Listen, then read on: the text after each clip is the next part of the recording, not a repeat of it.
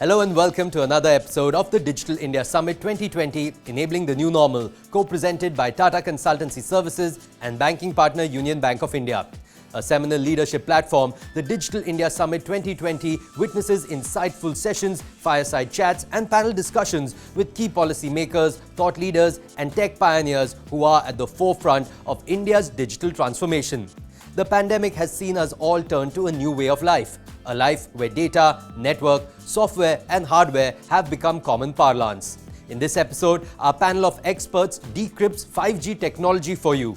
Times Network's Ruchi Bhatia is in conversation with S.K. Gupta, Secretary TRAI, and Navneet Nakra, Vice President, Chief Strategy Officer and Head of India Sales at OnePlus India.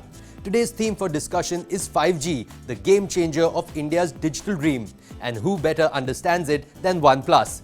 Making its foray into the digital world, OnePlus has created the niche. Besides the regulatory outlook, it will be interesting to hear the take of one of the world's leading 5G mobile phone manufacturers, OnePlus, on how they are envisioning 5G to be a game changer in India. Let's listen in.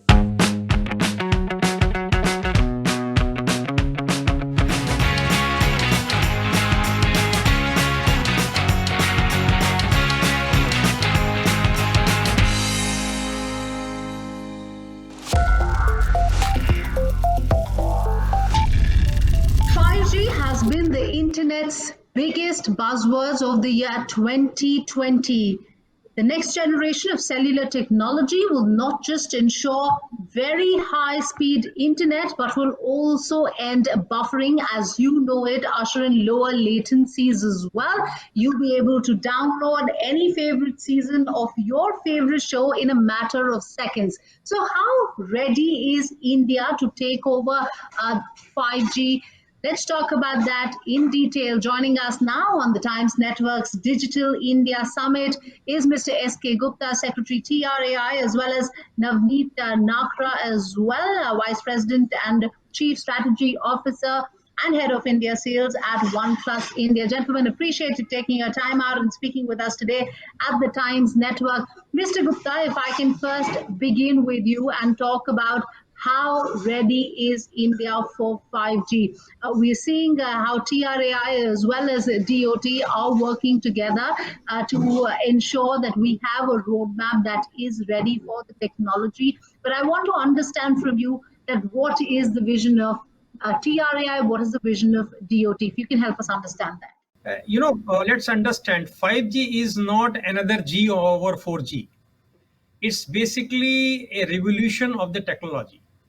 And this revolution of technology is much different than other revolution which has happened. As you rightly pointed out, it gives you a very high speed internet access. It gives you a very low latency to work with. It also provides massive communication facilities between the devices. So what exactly it means? While these are the properties or the use cases, but the type of use cases going to be relevant to a particular country are very different. We in India is quite prepared. We have given test beds to different people to work on and test India specific cases. In other words, I can say that while we have permitted all the stakeholders, which are device manufacturers, system integrators, telecom service providers, and all other people to come on one platform and test their ideas, we have also recommended spectrum price for telecom service providers so that they can get the spectrum in time. So we are working together, and I am quite hopeful that we'll be able to roll out the 5G technology in India pretty fast. So I will be talking about some of the points that you highlighted, including the spectrum pricing, which is of course a contentious issue. But let me take it across with Mr. Nakra as well. Mr. Nakra, you're somebody who has skin in the game as far as OnePlus is concerned. What are your thoughts on India's current telecom ecosystem, and how does the Indian market really shape up in terms of preparedness to embrace 5G? Thank you, Ruchi. And at the onset, a big thanks for inviting us for this wonderful event. Now, the Cellular and Electronics Association has said that by 2022, India is expected to reach over 800 million smartphone users, which means that we are seeing a massive shift of usage. Second, Ruchi, it is amazing that 99% of the users today are using the internet over their mobile phones. Now, their time spent on mobile has gone up to almost 3.7 hours. But more importantly, this internet penetration, along with the usage, which is work from home, study from home, moving away from the confined voice calling, accessing emails to massive engagement, social media, gaming, studying, has truly paved the way for 5G technology. And we believe that I think we are at the cusp of a major breakthrough of how Indians will access fantastic technology. The Oh, ecosystem absolutely. is gearing up, and I'm quite excited of what India will turn out to be as a 5G nation. Mr. Gupta, if I can understand from you, as far as India's dream of becoming a $1 trillion economic superpower is concerned, where does the role of 5G fits in? Because Prime Minister Narendra Modi has also said that India should now focus at a $1 trillion economy. Where does 5G fit in the larger scheme of things? I will like to tell you that let us see how revolution is happening in future.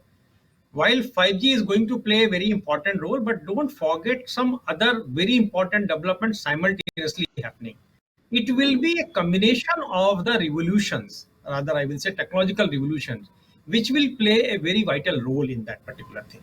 See, if you club the artificial intelligence with the virtual reality, you will have a very different type of applications, and you will be amazing that you have not even thought of what are going to happen in very near future. So 5G will be a game changer. That is why I say in the starting, it's not another G on 4G. It's basically a game changer. And what is important to look at is this game changer should be implemented with the right earnest and taking into account all the stakeholders together. If we just pressurize one particular type of service provider to provide 5G, I think that would not be Right? right. So let's develop an Oh, absolutely. ecosystem and then implement the 5G. And you hit the nail on its head. And let me, ask you, what does it take to have the right mix in terms of the ecosystem to ensure that we're able to not just roll out 5G technology effectively, but India is ready. We're able to, make use of this technology that is available in varied sectors. Look, if you start, first of all, thing is that people should get a sufficient spectrum. We have already recommended Right. price for the 33 to 36 megahertz spectrum. Unless you have sufficient spectrum, you will not be able to provide the desired speed. Now, it is not only telecom service provider who are going to play a very important role in that, but they had to work along with the sensor providers, equipment manufacturers, system integrators, app designers, and all has to work together to what type of services they are going to provide and how they will integrate with that. As Mr. Right. Nagra has rightly pointed out, the utilization of internet which is happening now is more for the productive work. So we had to be very, very careful that services being provided should be of high quality. And now people will start demanding that I want this type of quality, that is called SLA agreement, that no, it should not be below that particular thing. While I may be ready to pay more to you, because I am more concerned about the good quality of service. So all these things has to be kept in mind while we are going to roll out the 5G services. I want to understand from you, Mr. Nakra, in terms of the right mix of the ecosystem. What is it that you foresee as a mobile manufacturer that would be needed to ensure that there is not just a successful rollout of the 5G technology, but it is good for the consumer, it is good for the existing players, and it is good for mobile manufacturers as well. I think we are now looking at a fundamental change with 5G coming to India. There are many parts for this ecosystem to be launched, this system to be successful, and this system to be sustainable as well. From a mobile hand phone maker, I think the biggest thing is right from the tower to the mobile, like Mr. Gupta has said, the ecosystem has to agree on certain quality promises at each leg. So, on a very broad expectation, our contribution is how do we ensure that the policy and the framework which is put up, not only by the regulator and the department, but by each of the ecosystem entities are honored.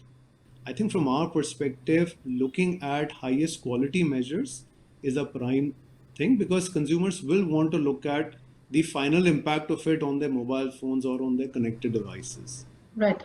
Mr. Nagra, if you can, when you speak to the telecom players, where because you're yourself invested in this technology, I want to understand from you, what do you think are the challenges and where do you think are the issues that need to be addressed at this point of time as we're looking to roll out the 5G services in India?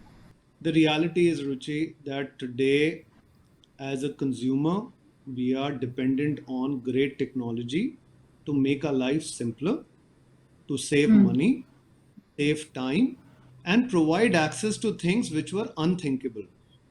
Years ago, when roads were not made, people were walking. When the highways were made, people were driving to schools and colleges. When video conferencing started, the entire concept of doing remote meetings came into play. I think that change is happening. Now, whether it is gaming, whether it is education, whether it is being productive as a huge workforce in India, connected devices, thanks to 5G, is going to make everything come alive.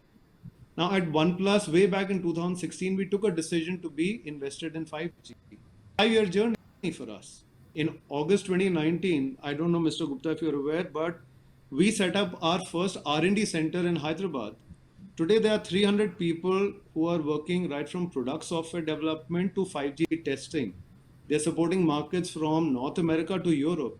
Now, as a player, our skin is in the game because we believe that while some of the structural challenges will always be there at the time of starting this, I think we are all invested, keeping the larger context that this is the right thing to do.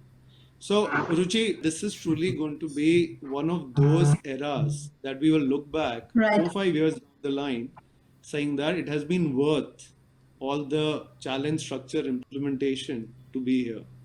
All right, totally worth it. But on that note, appreciate you both taking your time out and speaking with us at the Times Network. Completely out of time. Many thanks for being with us, Mr. Gupta, as well as Mr. Nagra. Thank you very much. On that note, it's time for a short break here on Digital India Summit 2020, Enabling the New Normal, co-presented by Tata Consultancy Services and banking partner Union Bank of India. On the other side, Times Network's Nayanthara Rai is having a freewheeling chat with Siddhant Narayan, Head of Marketing OnePlus India. Stay tuned.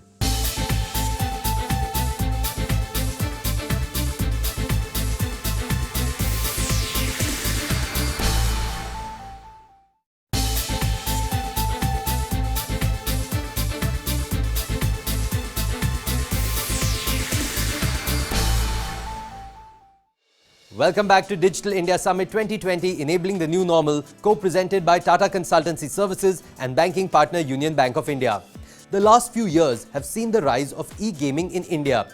The growing interest in e-games, coupled with affordable smartphones and cheap data, has seen the segment go from strength to strength. For our next session, Times Network's Nayanthara Rai is in conversation with OnePlus India's Head of Marketing, Siddhant Narayan, on the rise of e-gaming in India and the catalyzing role of the smartphone segment in this trend.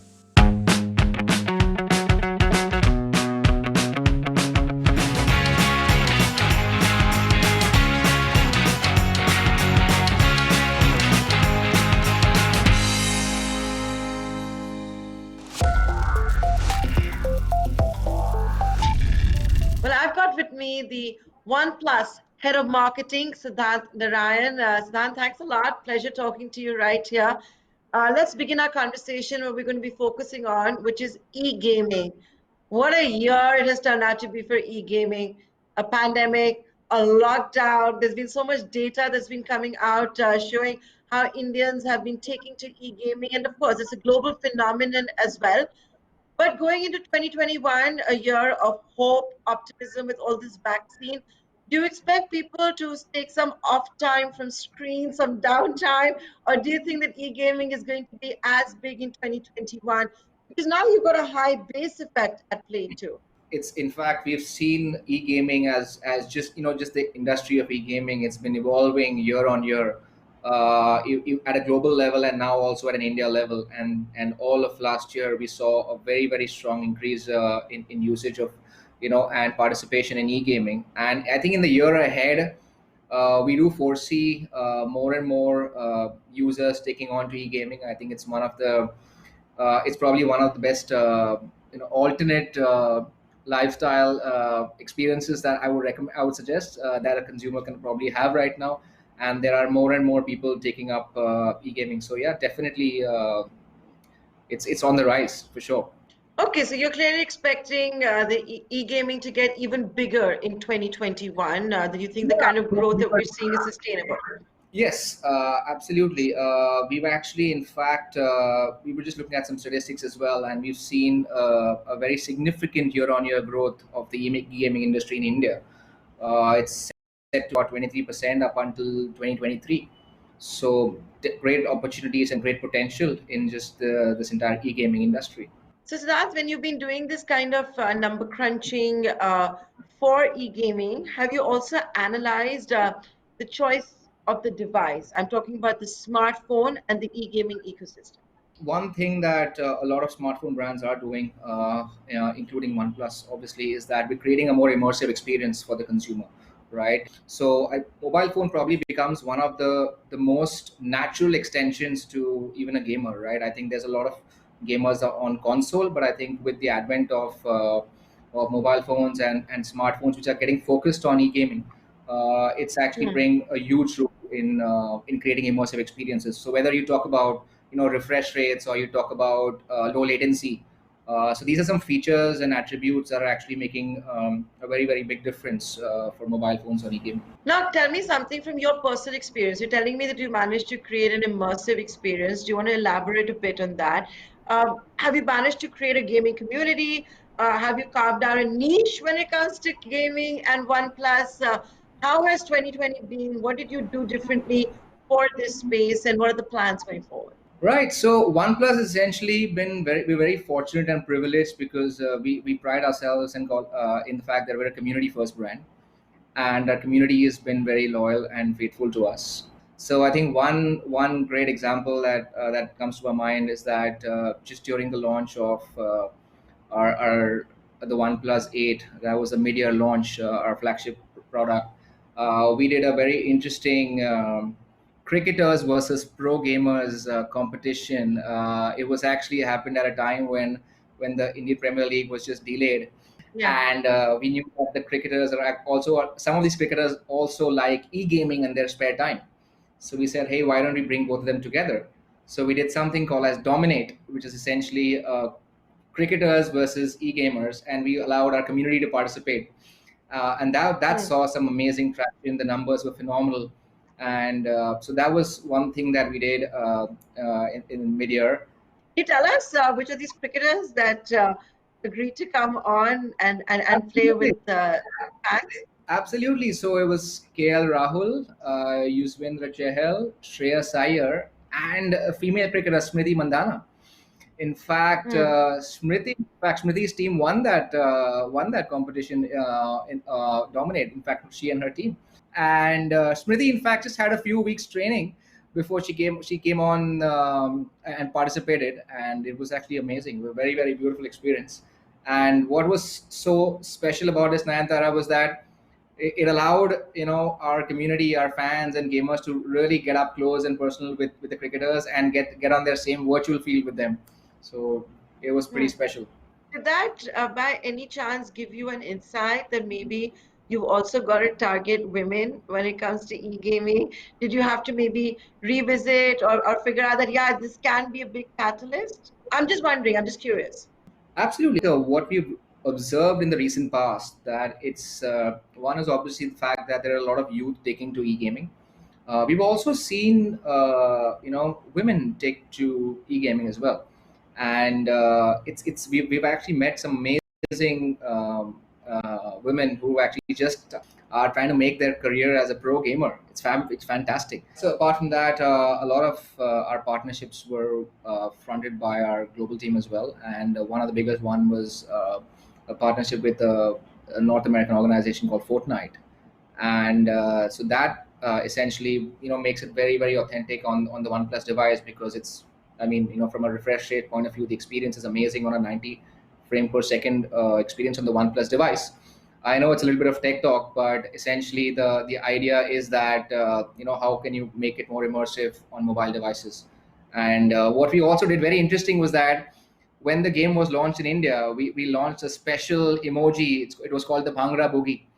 And so every time you crossed a milestone, there was, you had a very authentic Indian celebration. Do you want to give us a sneak peek into what 2021 could hold in India for OnePlus and gaming? From a OnePlus point of view, I think we will consistently stay focused on e-gaming as a genre, right? I think while I can't share more on what's coming up, but I can tell you this, that from a experience point of view, we will consistently ensure that our focus area will continue to stay e-gaming as well, and we will continue our authentic experiences, for example, dominate, and we'll create more and more engagements for our consumer.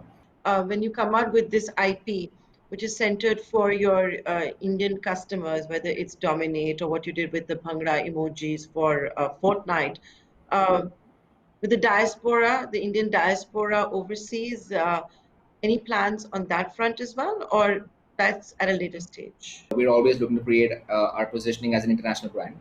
So it's not just about the Indian diaspora in a global market, but it's also about how do we stay consistent in terms of our storytelling across all markets. I think that's the first priority for us. I think, but when you talk about e-gaming, right, I think it's a very interesting space, because what the one of the biggest changes that we saw from I guess about 6-7 years back to now is the fact that it's actually being considered as a profession. We never had that before. So these are some of the biggest shifts that we've seen, and very very exciting times ahead. And when you look from a mobile brand point of view, I think it's probably a great time to interact with our users, with our consumers, because when you look at e-gaming as a profession in itself, I think there's so much of opportunity there. So here's to your community building. Thank you so much for joining us. Thank you very much, Nayanthara. That brings us to the close of this edition of Times Network Digital India Summit 2020, Enabling the New Normal, co-presented by Tata Consultancy Services and banking partner Union Bank of India. This edition of DIS has been different in many ways, but the one thing that has been constant is the clear agenda of the summit to bring you the most notable voices from India and around the world who share their vision of how digitalization is impacting the world around you, and to provide you with digitally empowered solutions for present day and future challenges. Thank you so much for watching.